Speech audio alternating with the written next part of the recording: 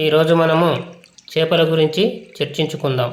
చేపలో ఉండే విటమిన్స్ ఏమిటి, చేపల్లో ఉండే ప్రోటీన్స్ ఏమిటి, చేపలలో నాలుక ఉంటుందా ఉండదా, ఆక్సిజన్ ఎలా తీసుకుంటుంది, వాటి గురించి మనం చర్చించుకుందాం. చేపల పెంపకాన్ని ఆక్వాకల్చర్ అంటారు. ఈ వీడియోలో కనిపిస్తున్న చేప పేరు రవ్వ లేదా రాహు అంటారు. ఈ చేప సైంటిఫిక్ నేమ్ లేదా శాస్త్రీయ నామం వచ్చేసి లేబియో రోహిత. రవ్వ చేపలను అద్భుతమైన పోషక విలువలకు ప్రసిద్ధి చెందిన చేప అంటారు. ముఖ్యంగా ఇక్కడ మరి టేస్ట్ ఎలా తెలుస్తుందని డౌట్ రావచ్చు. చేపలలో నాలుక ఉండదు, చర్మంపై టేస్ట్కి సంబంధించిన టేస్ట్ బడ్స్ ఉంటాయి. అంటే చర్మం ద్వారా టేస్ట్ను గ్రహించడం జరుగుతుంది. దీని వీపు నీలం వెండి రంగులో ఉంటుంది. ఈ చేపలలో కొవ్వు లేని ప్రోటీన్స్ ఉంటాయి. ఈ ప్రోటీన్స్ కండరాల మరమ్మతుకు అద్భుతంగా పనిచేస్తాయి.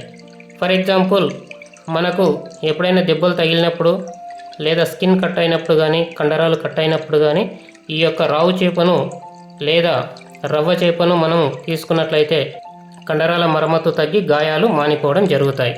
ఈ చేపలలో ఒమేగా 3 ఫ్యాటీ యాసిడ్స్ ఉంటాయి. ఈ ఒమేగా 3 ఫ్యాటీ యాసిడ్స్ గుండె మరియు రక్తనాళాల ఆరోగ్యానికి సహాయపడతాయి.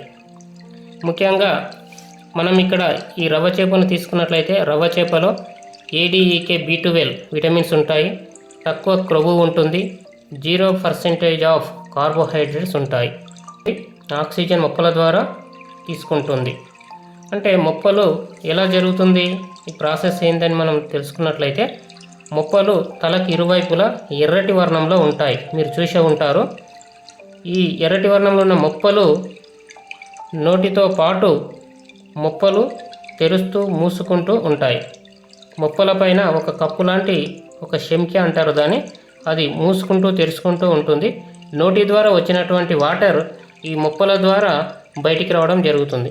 ఆక్సిజన్ ఆ మొప్పలకు చేరుకొని అక్కడ రక్తం శుభ్రపడి ఎర్రటి వర్ణంలో రక్తం మారిపోవడం జరుగుతుంది. Please like and subscribe our channel.